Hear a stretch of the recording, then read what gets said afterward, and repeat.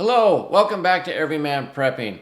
And we're going to talk about the merger of two of the largest grocery store chains in the United States and what impact it's going to have on you.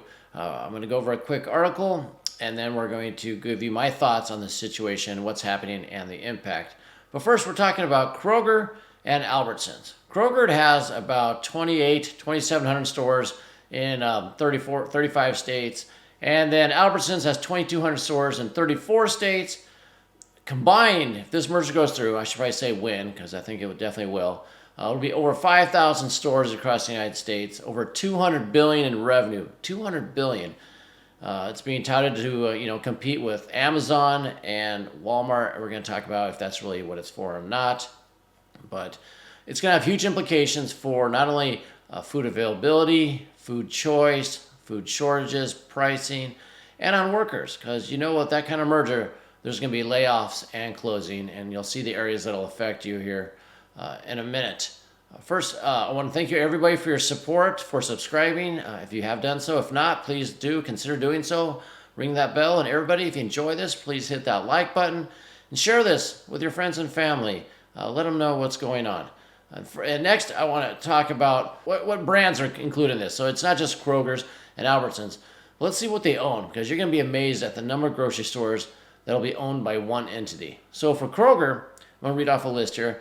We have Baker's, City Market, Dillon's, Food for Less, Food Company, Fred Meyer, Fry's, Gerber's, JC Food Store, King Soopers, of course the Kroger brand, Mariano's, Metro Market, Payless Supermarkets, Pick and Save, QFC, Ralph's, Ruler, and Smith's Food and Drug. Now, that's just Kroger.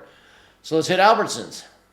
They have Amigos, the Albertsons store itself, Andracchio's, Balducci's, Cars, Hagen, Jewel, King's Foods, Lucky's, Nob Hills, Market Street, Pack and Saves, Pavilions, Randall's, Safeways, which is big, it's like 900 stores itself, Star Market, Tom Thumb, United Markets, and Vaughn's.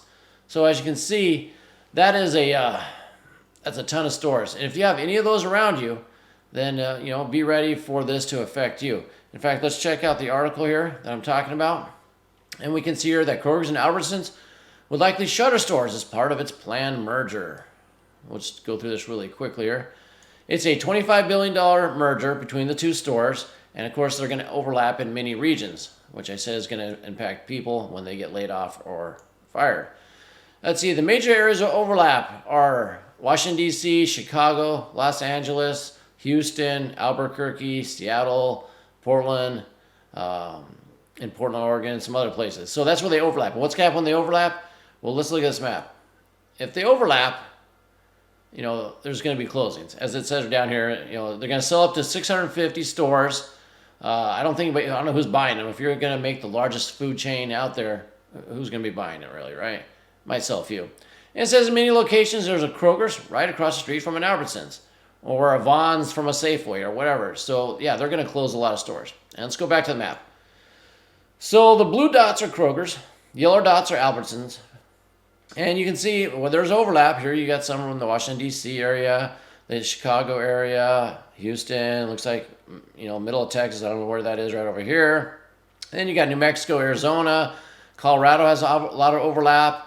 And Washington and up here in Oregon has some overlap, and there's some overlapping down here in California, and a little bit in Alaska even, and Hawaii. So if you're in an overlapping area of all those stores I read off, be ready to have your food choices cut down, okay? And if you work for them, I don't know if they've said anything, but you might be looking for a backup position at this point, because the implications are going to be far. In fact, let's talk about these implications. So the government's going to say, well, it's going to compete with Amazon, it's going to compete with Walmart, so it's not a monopoly, but it is. The only brick and mortar there is the Walmart store, really. And so if your town doesn't have a Walmart, I know most do, but there's still areas where they don't. If you don't have a Walmart, but you had, a Safeway and a Kroger, let's say, or something like that, and they're closed one of them, you're down to one choice for a grocery store. And it's not like what they're going to do is close that one store down and then have a warehouse, full of that food. So when your one grocery store left runs low on food, runs out of food because they already bought it, Well, these stores don't have warehouse, backspace for, food. It's all stored on the shelves. It's, right on time delivery. So before one grocery store ran out, you go across the street, you go to that one, you buy it if they have it, right? But that other store's not there anymore. So yes, there'll be more food shortages because people will buy it. It'll run out. It's the only grocery store around, and there's no backup supply. You wait till the trucks come again the next day or so. So those kind of food shortages will happen. There'll also be less food availability, food choices. Because being a conglomerate, they control everything. They can limit what's in the store. No longer will you have the Safeway store brand and the name another one, Kroger brand or a Vaughn's name brand. You're going to have only one name brand. So you have fewer choices.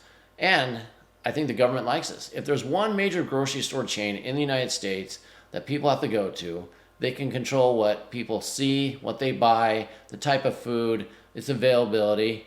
It's great for when there are food shortages because you can control what goes in and out of this giant chain. You control the people, you control the food, you control the people. And of course, governments and capitalists, they love that, so that's, probably what they're aiming for here. So just be advised that that's one possibility going on. So we have actual food shortages because there's not two stores in a city or a location anymore. They're down to one. You have food availability scarcity because the brands or the type of food that you liked isn't available because they decided to narrow it down. And if they want to start pushing, let's say they want to start getting rid of meat and stuff, kind of like my last video, and they want to start putting insect and bug protein instead, well, if they start stocking more of that, your choices are going to go down as well.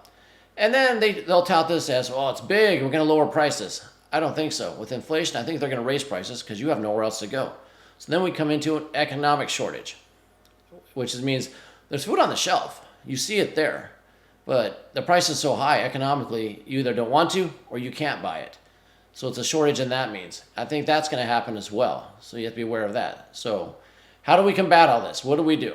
Well, you do what you've been doing. You take your money now that, like in my yesterday's video, is becoming more worthless because of what China and Russia and India are doing. And you spend it on stuff now. I did a video on Forever Foods. I'll link that as well. Buy Forever Foods with your money. Buy it now while you have the choice. Get the brand you want, the type you want now, without being controlled by corporate or the government as to what's available to you. Get it now.